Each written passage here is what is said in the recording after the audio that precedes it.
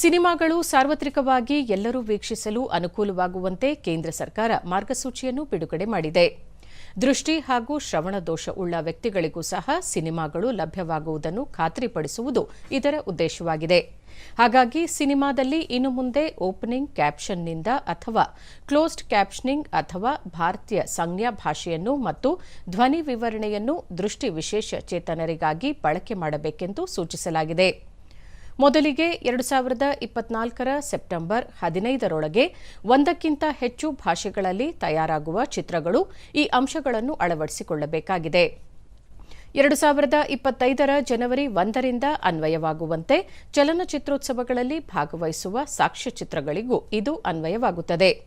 2025ರ September 15ರಿಂದ ಅನ್ವಯವಾಗುವಂತೆ ಈ ಎಲ್ಲ ಅಂಶಗಳನ್ನು ಚಿತ್ರಮಂದಿರಗಳಲ್ಲೂ ಸಹ ಖಾತ್ರಿಪಡಿಸುವುದು ಕಡ್ಡಾಯವಾಗಿದೆ.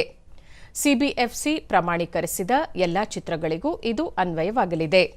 ಇದರ ಕಾರ್ಯವೈಖರಿಯ ಕುರಿತು ಕೇಂದ್ರ ಚಲನಚಿತ್ರ ಪ್ರಮಾಣೀಕರಣ ಮಂಡಳಿ ಸಿಬಿಎಫ್ಸಿ ನಿಗಾ ವಹಿಸಲಿದೆ. ಈ ಬಗ್ಗೆ ಹೆಚ್ಚಿನ ವಿವರಗಳನ್ನು ತಿಳಿದುಕೊಳ್ಳ ಬಯಸುವವರು ಬೆಂಗಳೂರಿನ ಕೋರಮಂಗಲದ ಕೇಂದ್ರೀಯ ಸದನದಲ್ಲಿರುವ ಸಿಬಿಎಫ್ಸಿ ಪ್ರಾದೇಶಿಕ ಕಚೇರಿಯನ್ನು ಸಂಪರ್ಕಿಸಬಹುದಾಗಿದೆ.